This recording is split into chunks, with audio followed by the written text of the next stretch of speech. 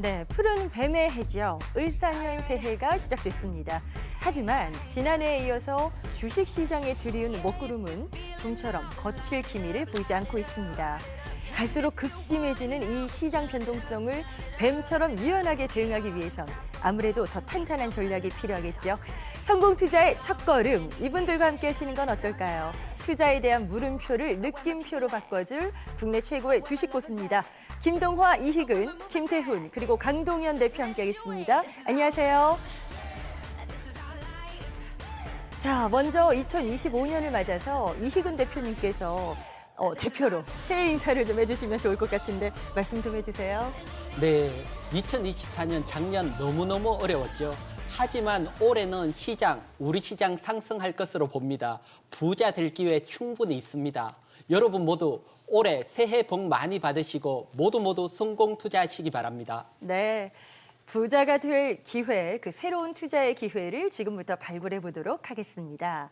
작년 국내 증시는 부진을 넘어서 어떻게 말하면 좀 처참하다할 정도의 성적표로 한 해를 마무리했습니다. 그래서일까요? 우리 증시에 실망한 많은 투자자가 미국 증시나 어떤 가상자산 이쪽으로 투자 이민을 떠나기도 했는데요.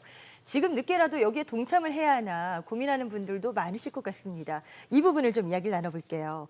올해도 미국 증시 그리고 가상자산 쪽에 대한 투자 열풍은 좀 이어질까요? 어떻게 보세요? 좀 화랑을 기대를 하고 있습니다. 이제 미국의 나스닥 지수가 연간으로 보게 되면 한 28% 정도의 그 강세를 좀 보여줬는데요. AI 인프라 투자가 확대가 되면서 이 기술주 중심의 강세 장세가 좀 이어지는 그런 모습을 보였는데요. 올해 같은 경우는 이 트럼프 노믹스를 중심으로 한 종목 장세가 좀 예상이 되고 있습니다. 트럼프 강세로 이 채권 그리고 달러, 외환 모두 강세가 예상되고 있는데요. 트럼프 수혜 업종인 일론 머스크의 이 테슬라 같은 친화적인 기업들의 이 주가 강세가 예상이 되고 있고요.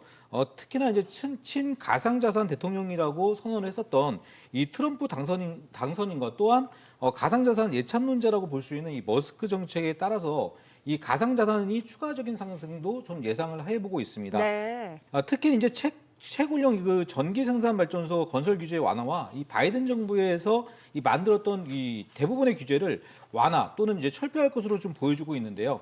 이 코인 간색장은 집권 초기 지속될 것으로 좀 보여주고 있기 때문에 우리 이 시청자분들은 당분간 좀 웃음을 이어갈 것으로 보여주고 있습니다. 네. 긍정적인 전망을 주셨습니다. 자, 그렇다면 국내 증시 역시 새해 반등의 실마리를 찾을 수 있을지 궁금해지는데요. 주요 증권사에 2025년 코스피 예상 밴드를 준비했습니다. 자, 함께 보시면 하단이 2100에서 2600선, 그리고 상단은 2750에서 3100선이 제시되고 있는데요. 자, 보니까 최하단은 2100, 그리고 최상단이 3100까지 올라가면서 지금 격차가 거의 1000포인트 선에 달하는 모습입니다. 다수의 증권사에서도 올해 국내 증시가 상반기는 조금 어렵겠지만 하반기부터 점차 살아나는 상저하고 양상을 예측하고 있습니다. 사실 새해에는 또 어김없이 이야기되는 것 다들 아시죠? 코스피 3000선입니다. 이 3000P에 대한 그런 기대감을 연초에 계속해서 이야기를 하곤 하는데 어떻게 올해는 좀 성공할 수 있을까요? 올해도 만만하지 않을 것으로 보입니다. 네. 사실 우리 경제적인 측면으로서 본다면 올해 수출 증가율이 작년보다 더 둔화될 것으로 보여지고요. 그리고 GDP, 경제 성장률도 2% 이하인 저성장으로 될 것으로 보입니다. 이렇게 경제 성장 측면으로 본다면 강한 상승이 기대하기는 어렵고요. 반대로 주가 위치는 괜찮은 위치입니다. 지금 PBR이든 12개월 선행 PER이든 모두 최저평가되어 있는 위치입니다. 따라서 종합적으로 본다면 하락하기도 어렵고 그렇다고 강하게 상승하기도 어려운 횡보 장세를 예상해 볼 수 있고요. 전통적으로 이렇게 주가가 횡보할 때는 중소형주의 화려한 종목 장세가 나왔습니다. 따라서 올해는 지수보다는 중소형주 종목에 집중하시기 바랍니다. 자, 시장 전망에 대한 이야기를 나눠봤습니다. 투자 가이드 백발백중 필살기. 저희 프로그램은 SBS 비즈 앱에서 실시간 시청이 가능합니다. SBS 비즈 앱을 다운받으셔서 더 많은 정보 함께 하시기 바랍니다. 자, 새해를 맞아서 어떤 주식들로 포트폴리오를 꾸려야 할지 궁금하신 분들 많으시죠? 관련해서 저희가 사전에 이 SBS 비즈 증권 유튜브 채널을 통해서 설문조사를 진행했거든요. 자, 국내 증시의 대표 섹터들 가운데 2025년 증시를 이끌 주인공은 어떤 섹터가 될까요? 라는 물음을 드렸고요. 조선주를 선택한 응답자가 가장 많았습니다. 그리고 또 새해 조선 섹터에 아무래도 또 거는 기대감이 크신 것 같고요. 지금부터는 앞서 만나본 주요 sek터에 대한 전망과 대응책 자세하게 알아보도록 하겠습니다. 자, 첫 번째 업종, 바로 어떤 업종일까요?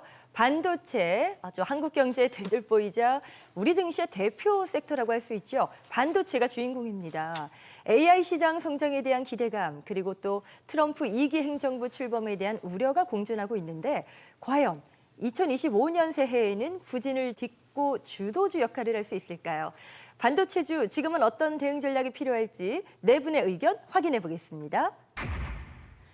반도체주에 대한 의견이 엇갈리고 있습니다. 지금 김태훈 대표님께서는 비중 확대 의견 주셨고요. 새해 투자에 대해서 적극적으로 나서도 되는 건지 차례차례 다른 분들도 볼 건데 어떤 의견이신 거예요? 네, 그렇습니다. 전체적으로 나쁘지는 않은데요. 하지만 세부적으로는 조금 내용을 나누어서 보는 것이 좋을 것 같습니다. 네네. 일단 삼성전자와 그리고 D램 밸류체인은 조금 관망세를 유지하시는 것이 좋을 것 같고요. 그리고 하이닉스와 HBM 밸류체인은 조정 시에는 매수 관점으로 적극 활용하시는 것이 좋을 것 같습니다. 일단 D램을 조금 보수적으로 보는 견해는 중국 D램 시장이 급속히 성장하고 있기 때문입니다. 한간에서는 중국의 CXMT가 곧 마이크론을 제칠 것이다, 이런 전망도 나오고 있는데요. 이렇게 중국 D램이 급성장하면서 가격 경쟁력이 치열해질 것으로 보입니다. 그래서 삼성전자 같은 경우에는 수익성이 조금 악화되지 않을까, 이렇게 예상이 되고요. 반면에 HBM 시장은 올해에도 수요가 굉장히 탄탄할 것으로 예상이 되는데요. 엔비디아 독점 구조에서 이제 브로드컴이 경쟁자로 나서면서 올해부터는 본격적으로 맞춤형 AI 반도체 시장이 열릴 것이다, 이렇게 예상이 되고 있습니다. 그래서 맞춤형 AI 반도체까지 이제 등장을 한다면 HBM 수요는 더욱더 확대될 것이다, 이렇게 보여지고요.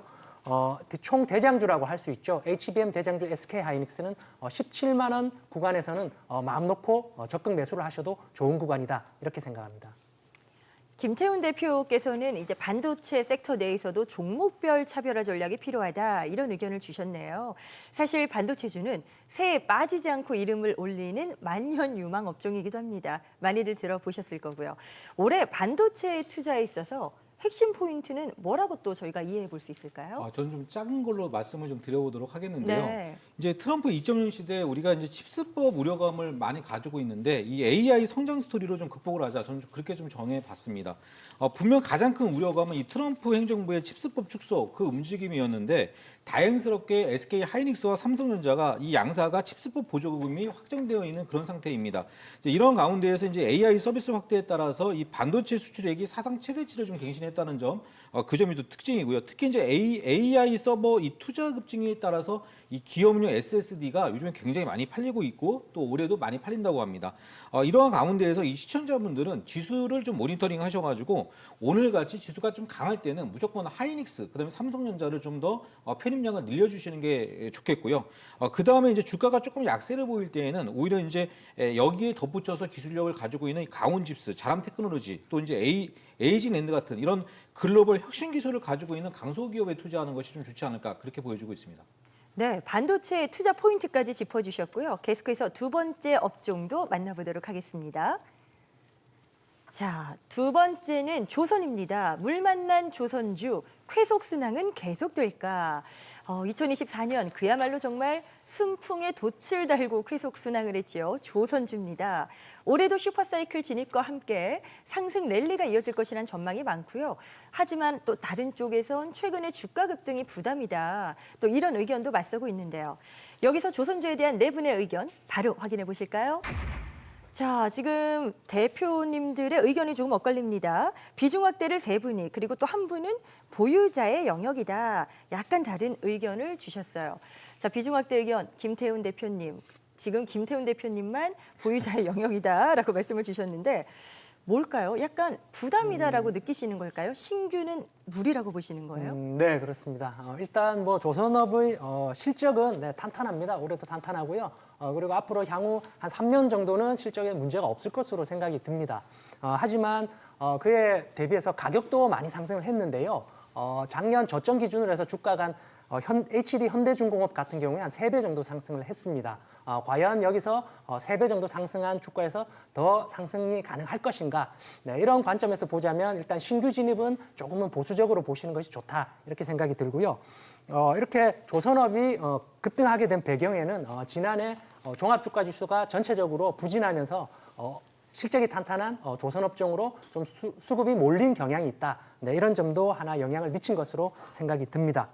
조선업은 성격상 매출이 무한히 늘어날 수는 없는데요. 왜냐하면 수주의 한계가 있기 때문입니다. 그래서 우리 조선기업들이 이 매출 한계를 타개하기 위해서 이제 MRO 사업의 진출을 시도를 하고 있는데요. 올해 HD 현대중공업 그리고 하나오션이 본격적으로 MRO 사업에 진출을 하게 계획을 가지고 있습니다. 하지만 이 MRO 사업이 생각만큼 그렇게 만만한 사업은 아닙니다. HD 현대중공업이 지난해 사업 추진을 시도하다가 수익성을 고려해서 아마 조금 미룬 그런 점이 올해 이제 다시 시도를 한다 이렇게 보여지는데요. 그래서 MRO 사업에서 괄목할 만한 성과가 나온다면 조선업종이 한 단계 더 주가가 점프할 것이다. 하지만 실적이 부진하다면 조금은 보수적으로 접근하는 것이 좋겠다 이렇게 말씀드립니다. 그런데 반면에 또 강동현 대표께서는 비중 확대 의견을 주셨어요. 그러면 2025년에도 조선주는 계속 간다 이렇게 보시는 걸까요? 네, 추가 상승을 긍정적으로 보고 있습니다. 일단 대부분 투자자분들도 공감하실 거라 생각하고요. 미국의 트럼프 정권은 일단 이제 시작이 됩니다. 정책 관련 업종은 정권 초기 때 일단 가장 강한 힘을 발휘하게 되고요. 우리나라 정치 상황도 안정되면은 미국과의 이런 조선 협력 얘기가 분명히 시장에서 다시 재부각될 것으로 생각을 하고 있습니다. 그리고 최근에 그 인도의 코친 조선소의 CEO를 포함해서 관계자분들이 그 국내 조선 3사에 이제 직접 방한을 했는데요. 인도와의 협력 이슈도 상반기 내에 다시 재부각될 수가 있고요. 지난번에 말씀드렸었던 그 미국의 함정 그 MRO 관련 자격이 있는 뭐 하나오션이라든지 HD 현대중공업 이런 종목 중심으로 해가지고 좀 중장기적인 관점에 접근이 필요하지 않나 이렇게 생각하고 있습니다. 네, 이희근 대표께서도 비중 확대 의견을 주셨어요. 좀 더 첨언해 주신다면 어떤 네. 내용이 있을까요? 제가 전략 측면에서 한번 설명을 드리면 일단 조선 업종은 뭐 슈퍼사이클 속에 있는 업황이라든가 트럼프 수혜 여기에다가 뭐 환율 수혜까지 있기 때문에 2025년 올해도 계속해서 시장 주도주가 될 겁니다. 하지만 중요한 것은 어디에 어떻게 접근을 할까지요. 그래서 제가 봤을 때는 대형주보다는 중소형 조선주에 접근을 하는 게 수익률 면에서는 더 있어 보입니다. 조성업황 특징상 대형 조선사들이 수주를 하게 되면 보통 선주와 협의도 하고 배설계도 하고 한 1년 6개월이 지나면 중소형 조선사에게 발주를 합니다. 이런 발주가 올해는 본격적으로 나오면서 중소형 조선주들의 상승 랠리가 이어질 것으로 봅니다. 특히 어떤 종목에 관심을 가져야 되냐 보게 되면 먼저 우리가 독보적인 기술력을 가지고 있는 LNG 선박 관련 중소형주 그리고 3분기에 먼저 호실적을 발표한 중소형주 중심으로 매수 대응해 보시기 바랍니다.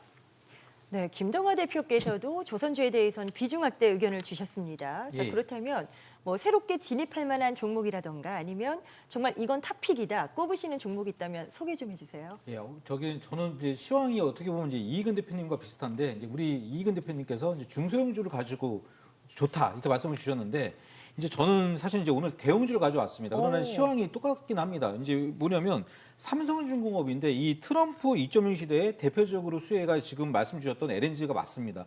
지금 현재 수주가 굉장히 팡팡 터지고 있는데 이 삼성중공업을 제가 좀 공부를 해보니까요. 현재 수주 잔고가 121척 정도가 되는데 이 중에 79척이 LNG와 LPG입니다. 굉장히 좀 메리트가 있다고 시청자분들도 딱 생각을 하고 계실 것 같은데요. 대략 65%가 이 고가 선종 통항에서 수익성이 분명히 개선이 될 것 같고요.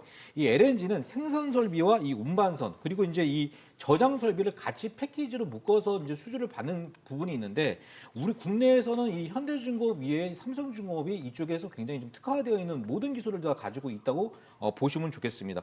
모든 건조 경험이 있는 조선사고요. 제가 여기서 한 가지 더 추가적인 팁을 드리면 이재용 회장님이 과거에 또 유상증자에 수천억을 투자를 해놓고 있습니다. 그래서 아마도 이 삼성이 잘 된다면 이 삼성중공업이 먼저 잭판이 터지지 않을까 그렇게 보여주고 있습니다. 매수 타점은요 21선을 위치로 해서 11,000원과 11,500원에서 계속적으로 타점의 매수를 잡아보시고요. 1차 목표가는 15,000원. 저는 사실상 한 2, 3만 원 정도는 충분히 단기적으로 올라간다고 보고 있습니다. 네, 조선주에 대한 전망과 탑픽 종목까지 만나봤습니다. 자, 그럼 계속해서 세 번째 업종도 확인해 보실까요? 자, 세 번째, 바로 바이오입니다. 부활한 바이오주, 올해도 약발 받을까? 궁금한 내용이네요. 2024년 금리 인하 대표 수혜주로 부활한 게 바로 바이오주입니다. 하지만 미국 연준의 금리 인하 속도가 조절될 수 있다라는 가능성 때문에 지금 상승에 제동이 걸려 있죠. 자, 그렇다면 새해에는 다시 주가가 힘을 받을 수 있을까요? 바이오주에 대한 네 분의 투자 의견 확인합니다. 바이오주에 대한 의견도 살짝 엇갈리고 있습니다. 비중 확대를 하신 분이 세 분이시고 이희근 대표가 지금 중립 의견을 주셨어요. 이유가 있으실 텐데 궁금합니다. 어떤 이유세요? 예, 다른 것보다는 네. 사실 바이오가 워낙 많이 상승을 했고 지금 조정을 받아서 정말 중요한 위치입니다. 이 위치에서 상승으로 갈지 하락으로 갈지 아직 정해지지 않았기 때문입니다. 정해지는 것은 다른 거 아닙니다. 바이오주의 대장주인 알토오젠 주가를 보면 상승을 할 때는 60일 이평선 지지를 받으면서 계속 상승을 해왔습니다. 하지만 지금은 60일 이동평균선을 하향 이탈 후에 횡보를 하고 있습니다. 따라서 알토오젠이 다시 60일선 이동평균선을 상향 돌파한다면 바이오주는 다시 상승으로 방향을 잡을 거고 대신 반대로 횡보 하단을 하향 이탈한다면 바이오주들은 다시 한번 하락으로 이어질 수 있습니다. 따라서 바로 매수 결정을 하기보다는 방향성을 확인하시고 매매 결정을 하셔도 늦지 않을 것으로 보여집니다.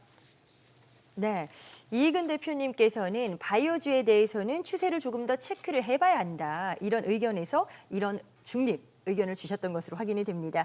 자, 김태훈 대표께서는 어떻게 좀 비중 확대 의견으로 답을 주셨잖아요. 새해 바이오주가 좋을 것이다, 강세일 것이다 예상하는 이유는 뭘까요? 네, 저는 한 두 가지 정도의 이유에서 바이오는 비중 확대로 접근해도 좋다 이렇게 생각을 하는데요. 첫째는 올해 CDMO 시장의 성장입니다. CDMO는 한 13% 정도 올해 성장할 것으로 예상이 되고요. 그리고 지난해 미국 상원에서 이제 좌절되었는데 생물보안법의 통과 이슈가 다시 등장할 것이다 이렇게 예상되고요. 그리고 대표적인 CDMO 기업이죠. 네, 삼성 바이오로직스와 ST팜이 올해 새로운 신규 설비를 구축하게 됩니다. 그래서 CDMO 시장에서 성장성이 바이오 산업의 상승을 이끄는 동력이 될 것이다 이렇게 보고 있고요. 그리고 신약 개발 비기수가 올해도 지속해서 쏟아질 것 같습니다. 지난해에는 알테오젠과 리가켄 바이오로 대표되는 기술 수출이 바이오의 상승을 이끌었는데요. 올해는 유한양행, HK-이노엔, HLB 등 HDA 신약 승인을 기다리고 있는 종목들이 있기 때문에 이 종목들이 신약 랠리를 이끌 것이다 이렇게 보여지고요. 또 바이오 업종은 고환율 시대의 환율과 무관한 업종입니다. 이런 점도 바이오 강세의 배경이 될 수 있다 이렇게 보여지고요. 그리고 올해 지난해 바이오가 크게 상승한 이후 기술적으로 고점 대비 한 30% 정도 대부분의 종목들이 지금 조정권에 이르르고 있는데요. 현재 구간에서 접근해봐도 좋은 자리다 이렇게 생각합니다. 네. 그리고 1월에는 또 바이오주 가운데 가장 빅 이슈가 있잖아요. 이것도 김태훈 대표님께 여쭤봐야 될 것 같은데 JP모건 헬스케어 컨퍼런스가 1월로 예정이 돼 있습니다. 이게 정말 빅 이벤트라고 하니까 저희가 이제 투자자 입장에서 어떻게 알고 있어야 되는 건지 궁금해지더라고요. 네, 그렇습니다. 이제 한 10일 정도 남았는데요. 전 세계에서 가장 큰 바이오 투자 컨퍼런스입니다. 네, 이렇게 학회 일정이라든지 컨퍼런스 일정이 있을 때는 관련된 종목들을 미리 매수해서 그 일정이 다가오기 전후로 급등이 나오는 구간에서 팔고 나오는 것이 가장 좋은 전략이다 이렇게 보여지고요. 보통 학회나 컨퍼런스 등 바이오 일정 관련주들이 시세가 나오는 종목들이 어느 정도 윤곽이 정해져 있습니다. 보통은 공식 초청을 받고 발표를 하는 기업들 그리고 최초로 초대받는 기업들 이런 기업들이 보통 시세가 나오는 경우가 많은데요.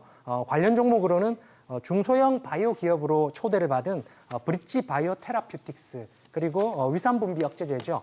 자큐브를 가지고 공식 참가하는 온코닉 테라퓨틱스 네, 이런 종목들을 눈여겨보시면 좋을 것 같습니다. 참고하셔서 새해 바이오주에 대한 투자 전략 탄탄하게 세워가시길 바랍니다. 자, 이제 마지막 업종 확인하실까요? 작년에 계속되는 하락세 때문에 주목받았던 2차 전지입니다. 우울한 2차 전지주 바닥 탈출 나설까 궁금해지는데요. 정말 이렇게 말하면 안 되겠지만 애물단지 아닌 애물단지로 전략을 했습니다. 애증의 주식이 된 2차 전지 새해에는 바닥 탈출에 나설 수 있을지 전문가들, 우리 대표님들의 투자 의견 확인합니다.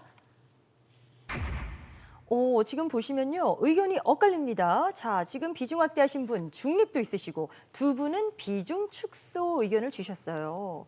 강동현 대표님께 좀 여쭤볼게. 비중 축소면 좀 보수적으로 가는 게 맞다 보시는 거예요? 네, 저는 그렇게 보고 있습니다. 일단 지금은 밸류에이션이라든지 아니면은 가치적인 측면에서 좋고 안 좋고를 이제 뭐 문제 삼을 게 아니고요. 일단 기술적, 수급적인 부분을 좀 봐야 되는데 코스피와 코스닥 2차전지 대장주들이 모두 하락 추세에 있습니다. 코스피 LG 에너지 솔루션을 제외하고는 그 삼성 SDI라든지 포스코 그룹 소재 기업들도 하락 추세고요. 그리고 코스닥의 에코프로비엠, 에코프로 같은 경우도 역시 월봉상 하락 지속형입니다. 이 말은 가격 조정이 더 나올 수 있다라는 건데요. 이게 펀더멘털상으로 뭐 단순히 가치 이하에 있기 때문에 단순히 싸다라는 부분 이런 부분을 떠나가지고 수급적인 매물적인 부분으로 본다라고 하면은 지속적으로 출회될 수 있는 구간이거든요.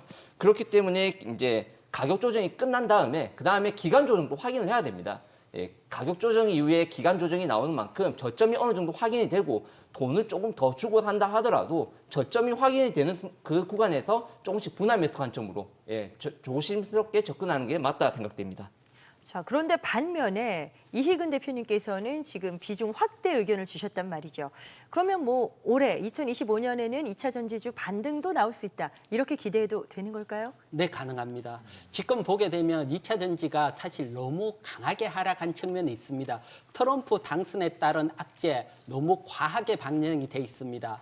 사실 트럼프가 뭐 취임을 하더라도 IRA 법안 폐지할 수는 없습니다. 지금 보게 되면 법안 폐지를 위해서는 상원 60석이 필요한데 공화당은 52석입니다. 따라서 법안 폐지는 어렵고요. 그렇다면 예산 조정을 통해서 전기차 보조금 축소를 할 수 있습니다. 하지만 이것 또한 어려워 보입니다. 지금 하원에서 50% 이상 표를 얻어야 되는데 지금 공화당 하원 지역구에 많은 전기차 업체들이 있기 때문에 이 또한 쉽지 않을 것으로 보입니다. 그렇다면 막상 트럼프가 취임을 했을 때 이런 법들이 조정하기 어렵다. 그러면 지금 과하게 하락한 2차 전지는 반등이 나올 수 있고요. 그리고 업황적인 측면으로 보더라도 전기차 판매는 작년보다 올해 훨씬 좋아지고 그리고 후내년에는 본격적인 전기차 시대로 돌입할 수 있습니다. 따라서 한 업황보다 한 6개월 정도 선행해서 본다면 주가는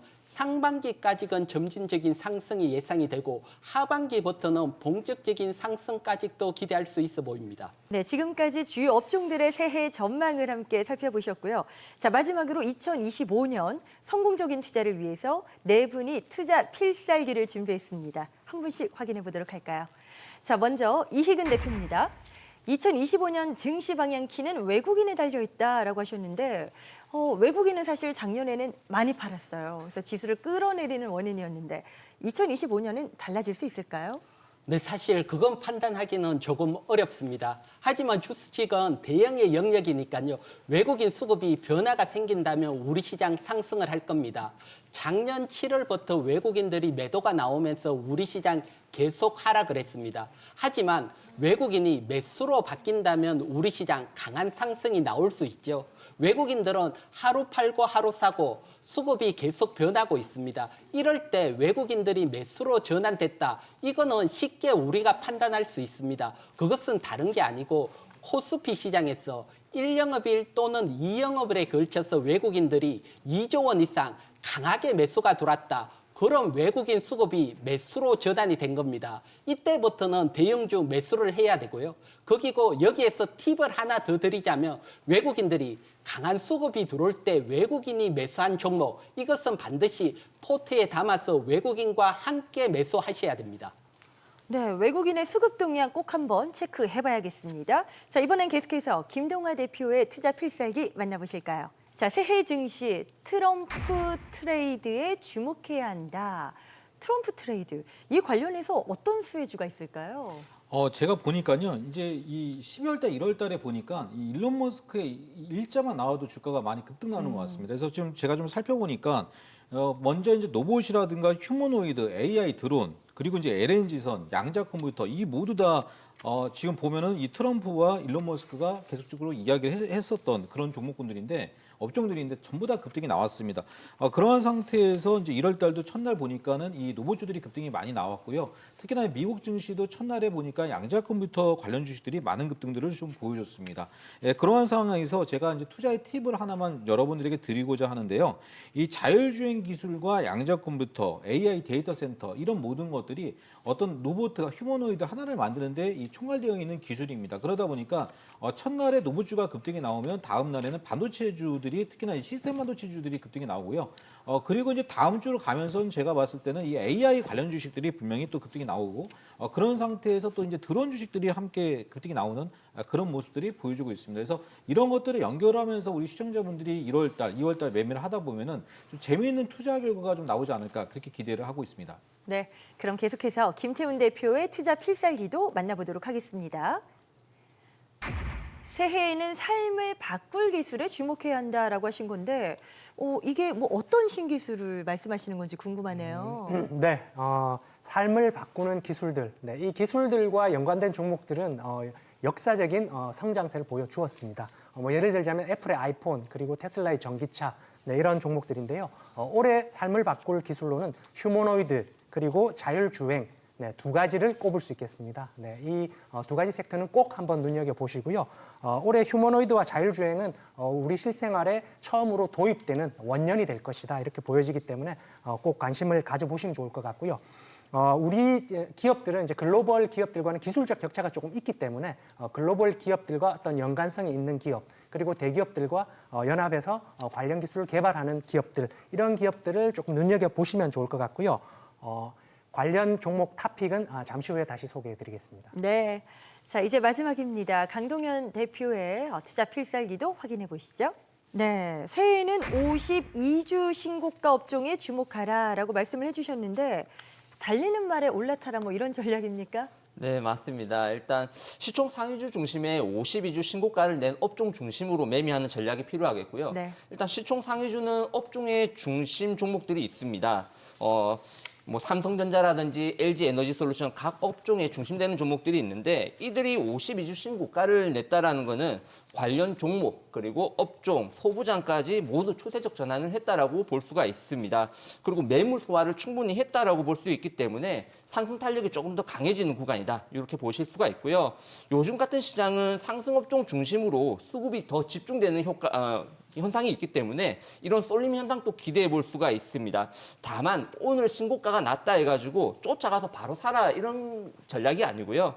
보통 첫 번째 고가를 돌파하게 되면은 한 1주에서 2주 정도 매물 소화 과정을 거치고 다시 상승하는 경우가 많이 있습니다. 양자 컴퓨팅도 그랬고 조선업도 그랬습니다. 그런 매물 눌림 현상에서 그 과정에서 모아가는 전략이 유효하다 이렇게 보입니다. 참고하셔서 아주 성공적인 필승 전략 세워가시길 바랍니다. 주식에 대한 유익한 정보 필요하신 분들 카카오톡 채널을 통해서도 만나보실 수 있습니다. 필살기를 검색하신 후에 친구 추가하셔서 다양한 정보 얻어가시길 바랍니다.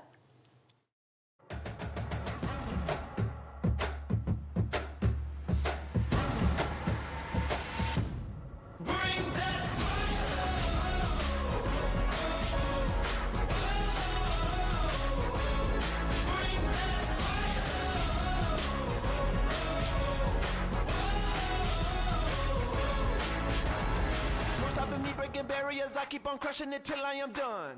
I didn't get here by accident, no, I've been gunning it since I was young. 주식시장에서 대장주는 업종을 이끄는 선도 주식으로 시장 흐름을 파악하고 또 투자 전략을 세우는데 아주 중요한 역할을 하죠. 지금부터 업종을 대표하는 대장주들의 투자 전략을 세워보도록 하겠습니다. 이 시간에는 타이밍의 저격수 김호영 대표와 함께합니다. 새해에도 절묘한 투자 타이밍 보여주시는 거죠? 네, 2025년은 활발한 장세가 될 거라고 생각되는데요. 네. 이를 활용할 수 있는 정확한 타이밍 보여드리도록 하겠습니다. 네, 먼저 첫 번째 대장주를 확인해 보도록 하겠습니다. 바로 자동차 섹터의 대표주 현대차입니다. 작년에 이 삼성전자를 중심으로 외국인들이 폭풍 매도를 했고요.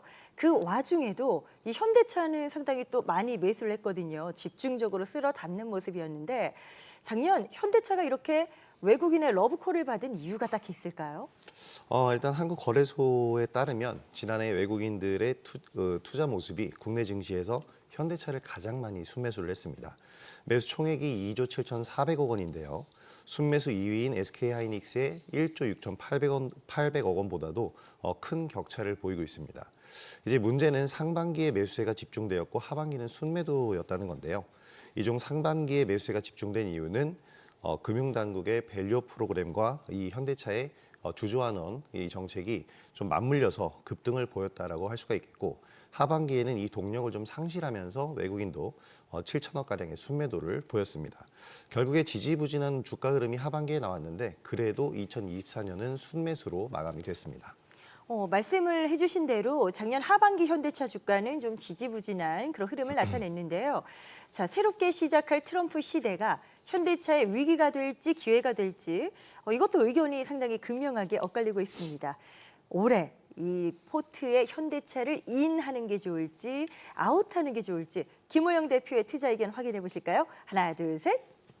인을 주셨어요. 그러면 포트폴리오에 그냥 저장을 해둬도 괜찮을까요? 네, 뭐 일단 고가에 보유하신 분들은 지금 저장을 해두실 수밖에 없을 것이고 손절을 할 필요는 없다라고 생각이 되고요. 신규 매수도 가능하다라고 생각하는데 하반기에 약세를 보였었던 가장 큰 이유가 금융당국 주도의 밸류 프로그램이 일단 기대 이하였고요. 비상계엄 그리고 탄핵 정국으로 인해서 정부 정책이 불투명해지면서 유명무실해졌기 때문입니다. 그러나 이로 인한 주가 하락 또한 과도하다라고 생각이 되는데 현대차가 올린 2024년의 성과는 분명 지금보다는 높은 위치입니다. 자, 그리고 트럼프 리스크로 인한 부분은 테슬라와 마찬가지죠. 신성장 동력으로 해결을 해야 되고 이는 자회사인 로봇 기업 보스턴 다이내믹스가 담당을 해줄 겁니다.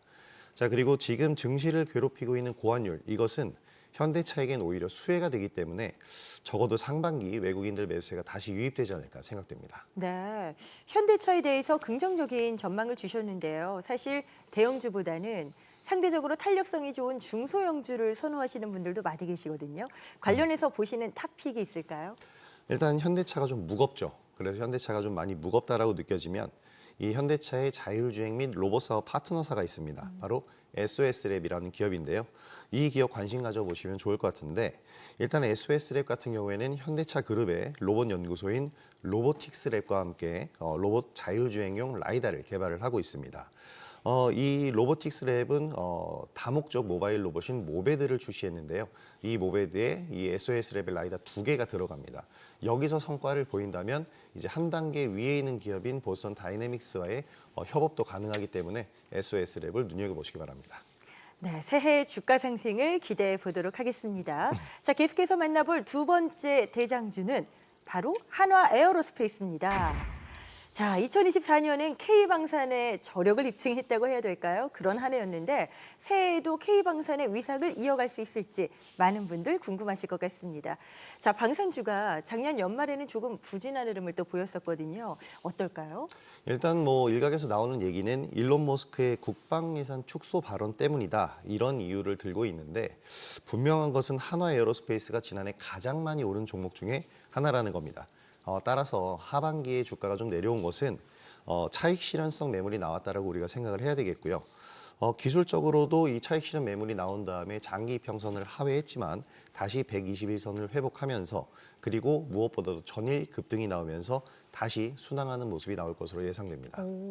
방산 대장주죠. 한화 에어로스페이스를 이야기하고 있는데 주가가 작년에 150%가 넘게 올랐습니다. 올해도 다시 한번 주가에 불이 붙을 수 있을지, 계속해서 포트폴리오에 담아둬야 할지, 아니면 미련 없이 정리를 해야 되는 타이밍인지 고민 많으실 것 같은데요. 김호영 대표의 투자 의견 확인하겠습니다. 하나, 둘, 셋. 오, 인을 주셨어요. 같은 의견 주셨는데 그러면 새해에도 이쪽도 괜찮을 거라 보시는 거네요? 일단 연말에 많이 조정을 받았던 게 가장 큰 장점이다라고 생각을 합니다. 지난해 11월 12일 고점 이후에 단기간에 한 30% 이상 하락을 했는데 그러면서 주가가 다시 매력적인 위치가 됐죠. 가장 큰 호재는 역시 낮아진 주가라고 생각이 됩니다. 그리고 전일 급등하면서 최근 조정을 눌림목으로 확정을 지어줬는데 전일 급등한 배경을 살펴볼 필요가 있습니다.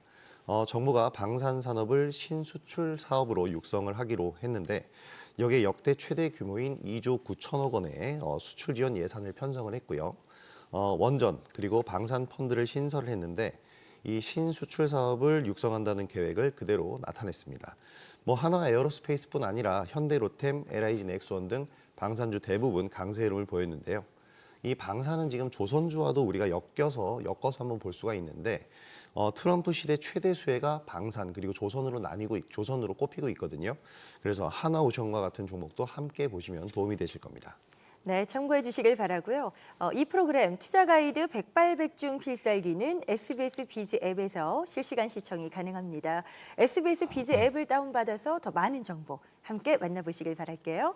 자, 이어서 만나볼 대장주는 플랫폼 업계 대장주 바로 네이버입니다. 자, 네이버 주가가 작년 하반기부터 고개를 들면서 좀 반등은 나와주고 있는 것 같거든요. 목표 주가를 상향 조정하는 증권사의 움직임들도 좀 있더라고요. 네, 바로 유안타증권에서 최근 목표 주가를 24만 원에서 29만 원까지 상향을 했는데 11월 이후의 수급 동향을 보게 되면 외국인도 공격적으로 매수를 하고 있어요. 네이버에 대한 투자 여건이 좀 개선되고 있다라고 보시면 되겠습니다. 우선 지난해 호실적에도 불구하고 이제 지속적으로 주가가 하락하면서 너무 싸다는 인식이 좀 확산이 되고 있다라고 볼 수 있겠고 여기에 생성형 AI를 발표하면서 국내 대기업으로는 처음으로 AI 사업을 본격화하고 있습니다. 지금까지 카카오와 함께 기업 외적인 문제로 이제 몸살을 좀 앓았지만 2025년에는 새롭게 평가될 것으로 기대하고 있습니다. 자, 주가 하락으로 투자자를 울렸었던 네이버입니다. 새해에는 다시 한번 국민주 타이틀을 거머쥘 수 있을지 궁금한데요. 2025년 네이버를 포트에 인할까요? 아웃할까요? 김호영 대표의 의견입니다. 하나, 둘, 셋. 오, 인입니다. 오늘 인이 많이 나오네요. 자, 네이버 정말 올해 기대해도 괜찮은 걸까요? 2025년 활발한 장세 예상된다고 말씀드렸는데 네. 그만큼 대장주들 관심을 가져야 되고 네이버도 그중 하나입니다. 최근 많이 올랐다고 하지만 그래도 역대급 저점인 것만큼도 확실하고요. 지난해 호실적에도 주대가 역대급 저점이라면 이것만으로도 되게 매력적이다라고 할 수가 있겠습니다. 일단 네이버 4분기에 웹툰 광고 부분에서 두 자릿수 성장이 전망이 되는데요. 광고 부분에서는 젊은 사용자층의 유입 그리고 플랫폼 경쟁력이 회복이 되면서 이제 호실적이 예상이 됩니다. 이 웹툰 엔터테인먼트 부분은 3분기에는 전년 대비 13.5%의 성장을 거뒀고요. 4분기에는 전년 10.3%에서 한 13.3%의 두 자릿수 성장세를 이어갈 것으로 전망이 됩니다. 일단 MZ세대 중심의 사용자 생성 콘텐츠, 네이버 홈 피드에 있는 클립과 같은 영상들, 이런 영상들의 증가가 네이버 검색 서비스의 이 품질 자체를 높이고 있다는 점이 강점으로 부각되고 있습니다. 네, 네이버의 상승 기대해 보겠습니다. 자, 이제 만나볼 마지막 대장주는 원전 섹터의 대표주입니다. 두산 에너빌리티 확인해 보시죠. 이게 이제 트럼프 수혜주로 분류가 되면서 주목을 받을 만한 원전주 이랬었는데 비상계엄 사태 때문에 또 직격탄을 맞았잖아요. 그동안 야심차게 추진을 했었던 지배구조 개편도 일단 결국 무산되기도 맞는 거죠? 네. 네. 직격탄을 맞은 다음에 주가가 부러졌으니까 바로 이제 취소를 했다라고 볼 수가 있겠습니다. 네. 이제 비상계엄 사태에 따라서 주가가 직격탄을 맞으면서 불안정했고요. 결국 지배구조 개편은 접었지만 사실 이 지배구조 개편에 대해서 주주들의 반발이 굉장히 심했습니다. 그렇기 때문에 크게 악재가 될 거라고 생각되지는 않고요. 그리고 무엇보다 지배구조 개편이 지금 이제 끝났다고 하지만 새해가 되기 때문에 새 판짜기가 될 것이다라는 예상도 좀 지배적이기도 합니다. 근데 이는 두산그룹 내의 변화이기 때문에 두산 에너빌리티에게 그렇게 크게 장점이 되지 못할 수가 있어요.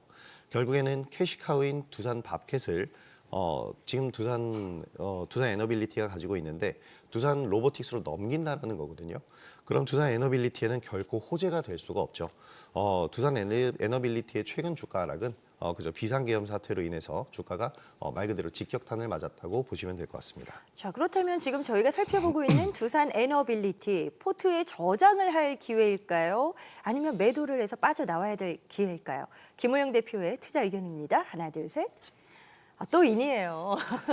오늘 너무 후하게 점수 주시는 거 아닌가 싶은데 어떤 의견이신 건데요? 사실 두산 에너빌리티는 인아웃을 좀 고민을 많이 했는데 이제 주가가 많이 빠졌으니까 다시 한번 관심을 갖자라는 측면입니다. 네. 이 주가를 보게 되면 체코 원전 수주로 인해서 지난해 7월 18일 급등한 것 이외에는 전혀 오른 것이 없는 종목입니다. 그런데 지금 AI 시대를 맞아서 전력에 대한 중요성은 부각이 되고 있죠. 그래서 SMR에 대한 소형 모듈 원전에 대한 관심도가 높아진 것과 비교를 해서 주가는 너무 소외되어 있다는 생각이 듭니다.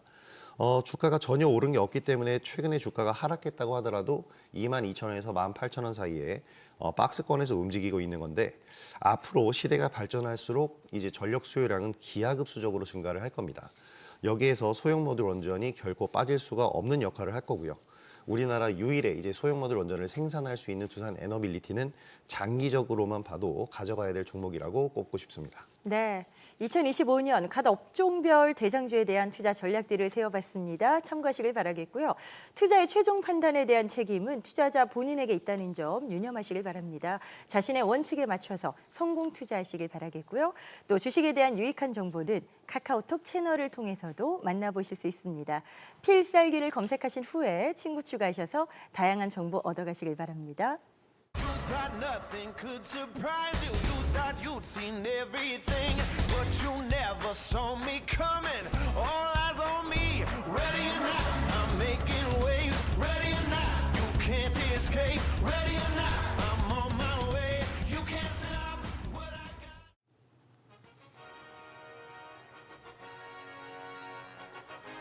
네, 새롭게 시작할 2025년 새해에는 수익의 기회를 놓쳐서는 안 되겠죠. 지금부터 여기 계신 네 분이 엄선한 새해 기대주를 전해드릴 텐데요. 공개하기에 앞서서 새해 핵심주를 투자 키워드로 먼저 만나보도록 하겠습니다. 자, 그렇다면 각 키워드에 숨겨진 종목도 잠시 후에 저희가 볼 건데, 자, 김동아 대표 레인보우 로보의 다음 타자, 김태훈 대표 휴머노이드 시대 활짝, 이희근 대표는 대세는 LNG선이다라고 하셨고요. 강동현 대표 첨단 산업의 눈이라는 제시를 하셨습니다. 자, 먼저 레인보우 로보 다음 타자 키워드의 주인공이죠. 지금 뭐 어떤 종목인지도 바로 확인해 볼까요? 에브리봇이 나왔습니다. 새해 가장 주목받은 섹터 이 로봇주를 준비하신 거거든요. 김동아 대표님, 준비하신 어떤 포인트, 투자 매력을 한번 알려주세요. 예, 일론 머스크의 이 도지코인이 있다면 또 한국의 이 에브리봇이 있다. 좀 이렇게 말씀을 드리고 싶습니다. 네네. 예. 좀 말씀을 드리도록 하겠는데요. 이 에브리봇은 이제 2015년도 삼성 출신의 이 직원들 중심으로 설립되어 있는 자율주행 기반의 이 로봇 청소기 요거로 이제 히트를 쳤던 그런 회사인데요. 이 퍼스널 모빌리티 요게 이제 굉장히 좋은 기술력입니다. 이게 전동일처의 기술력이 이제 퍼스널 모빌리티라는 건데 요거를 개발하기 위해서 이제 2024년도 5월 달에 인수한 이 하이코어와 이 시너지가 굉장히 지금 본격화되고 있습니다. 거의 양상의 그 대량 양산이 가능해 보이고요. 이게 국내 규모가 한 3천억 정도가 된다고 합니다. 그래서 현대차와 또 인천공항, 여객터미널 공공기관 등 이 주요 거점을 기대로 해서 이 서비스가 확대가 되고 있기 때문에 올해 같은 경우는 여기서만 한 200억 이상의 매출이 추가적으로 좀 나올 수 있다 이렇게 좀 보여주고 있고요. 특히나가 지금 현재 보면은 이 보행 로봇의 이 기술도 계속적으로 개발 중에 있습니다. 그래서 알테오젠의 여기서 아까도 말씀을 드렸지만 이제 제일 중요한 투자 포인트는 이 알테오젠의 1대 주주가 이 슈퍼 왕개미로 보이는 이 형윤우, 이 카카오 이범수 회장의 차남이라고 볼 수 있는데 이분이 이제 1대 주주입니다. 그래서 알테오제만큼 폭등을 했기 때문에 이 로봇 M&A와 더불어서 이 에브리봇도 좀 많은 급등을 보일 수 있는 그런 부자의 종목이 아닌가 그렇게 해서 좀 선정을 하게 됐고요. 매수 밴드는 18,000원에서 19,000원대 그리고 손절에 대한 부분은 16,000원대 목표는 한 3만 원 이상의 기본적인 베이스를 보도록 하겠습니다. 이제 솔깃해지는 투자 의견을 주셨는데 다른 분들의 의견도 궁금합니다. 에브리봇에 대해서 이희근 대표님은 어떻게 보세요? 뭐 에브리북 같은 경우는 뭐 로봇, 자율주행, AI 모두가 관련이 돼 있기 때문에 어느 하나 스치기만 하더라도 상승할 수 있을 걸로 보이고요. 따라서 2025년 충분히 강한 상승 기대해 볼 수 있을 것으로 보입니다. 자, 지금 첫 번째로 저희가 로봇 관련 그 내용을 한번 확인했습니다. 자, 다음으로 또 다른 핵심주의 키워드를 만나보도록 하시죠. 자, 두 번째, 휴머노이드 시대 활짝의 주인공은 클로봇입니다. 아니, 또 로봇주가 나오는데 어떨까요? 상승 랠리가 꽤 있었던 걸로 보이거든요. 계속해서 갈 수 있다 보시는 거예요? 네, 뭐 아직까지는 관심을 유지해야 된다 이렇게 보고요. 네. 뭐 주가의 변동이 있겠지만 또 조정 흐름이 나온다면 다시 한번 또 관심을 가져야 될 섹터다 이렇게 생각을 합니다.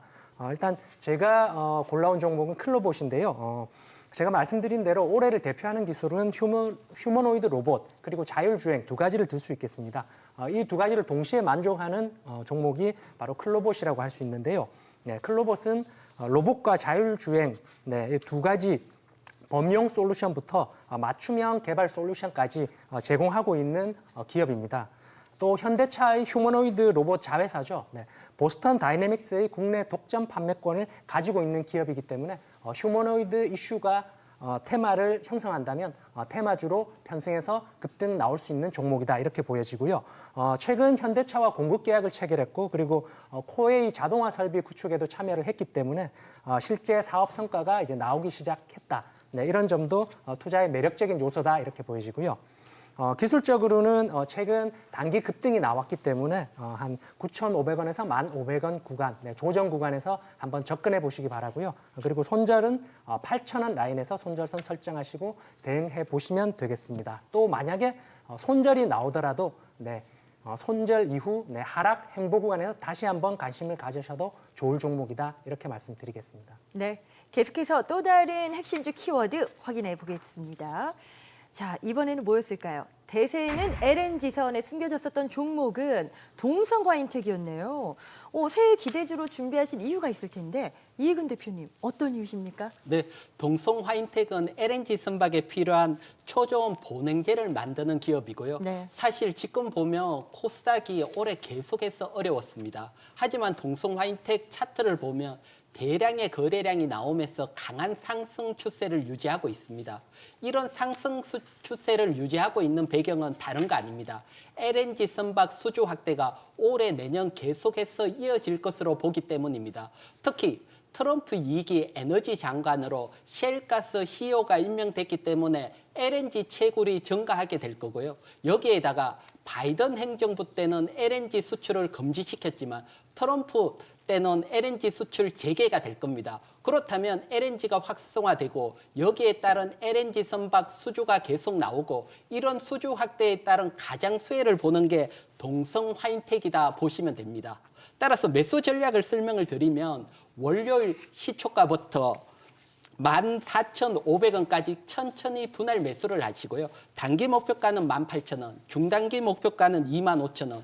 만약 12,000원 이탈이 된다면 손절로 리스크 관리하시기 바랍니다.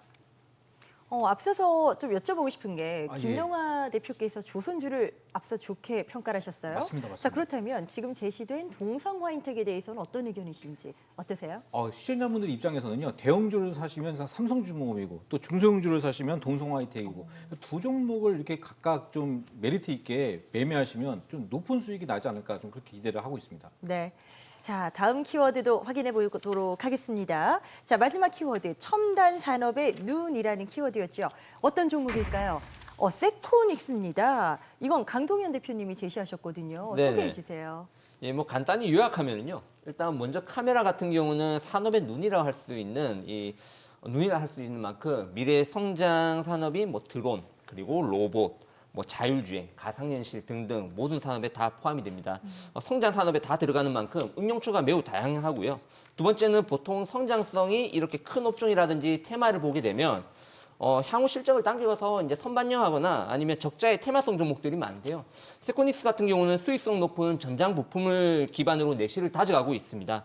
마지막으로 과거 엔비디아의 자율주행 전방 카메라를 납품한 그 시제품을 납품하는 등 이런 협력 관계를 계속 유지하고 있고요. 자율주행이라든지 XR 테마에 대한 수급 유입이 좀 빠르게 이루어지는 편입니다. 업종이나 테마 강세의 수혜를 받을 수 있다. 이렇게 볼 수가 있고요. 기술적으로는 직전 고점 매물을 지금 소화하는 과정에 있는데 리스크 관리 구간은 5,000원 설정해가지고 천천히 모아가시면 될 것 같습니다. 네, 세코닉스의 성장성이 기대된다 이런 의견을 주셨는데 김태훈 대표께서는 어떤 의견이신지 짧게 좀 들어볼 수 있을까요? 네, 세코닉스 일단 실적이 기본적으로 받쳐주는 종목이기 때문에요. 두 가지 조건만 만족이 된다면 또 충분히 시세를 노려볼 수 있다 이렇게 생각이 듭니다. 일단 중소형주 장세가 돌아오는 것 그리고 세코닉스가 자율주행 테마에 편입된다면 그러면 한 큰 시세를 나올 수 있는 종목이다 이렇게 생각합니다. 자, 지금까지 새해 유망주를 만나봤는데요. 투자의 최종 판단과 책임은 투자자 본인에게 있다는 점 기억하시고 항상 자신의 원칙에 맞춰서 성공 투자하시길 바라겠습니다.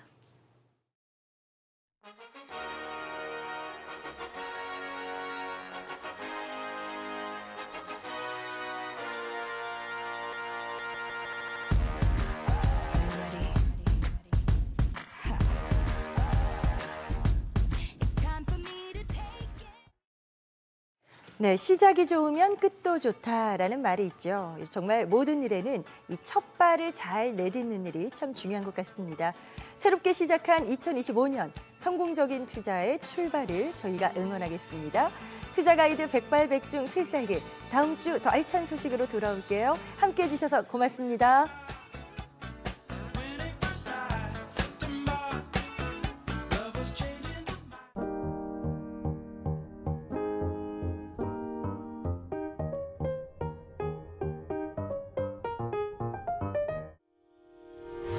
의견 있는 경제 채널 SBS 비즈